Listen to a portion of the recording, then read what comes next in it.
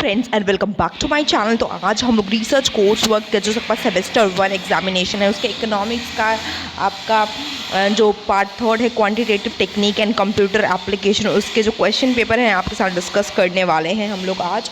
तो क्वेश्चन 1 यहाँ पे 5 क्वेश्चन अटैम्प्ट करने हैं 10 में से। आप अपने यूनिवर्सिटी के हिसाब से देख सकते हैं कि आपके रिसर्च कोर्स वर्क में कैसा पैटर्न है। तो पहला क्वेश्चन है डिफरेंट कॉन्सेप्ट एंड लिमिटेशन, आपको प्रोबेबिलिटी की बतानी है। What is the requirement to measure entropy बताना है and comment if the concept of entropy add to the notion of probability. Second है एविडेंशियल स्टैटिस्टिक क्या होता है और is an important advance in model and theory testing scientific reason in general combining understanding key insight from the philosopher of statistic keeping this observation in view.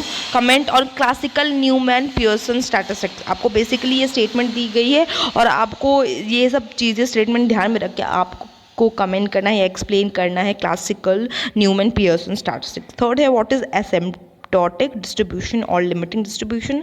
Having defined this, आपको उसे define करना है, explain the idea of asymptotic expectation.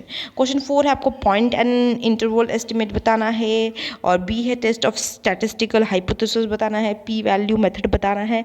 Fifth आपको differentiate between करना है parametric and non parametric test और give example आपको देने हैं नॉन पैरामीट्रिक टेस्ट के एंड ऑल्सो आपको इसकी लिमिटेशन भी बतानी है। क्वेश्चन 6 डिफरेंट एस्टिमेटिंग फंक्शन आपको बताने हैं और कंपेयर करना है to as per your choice.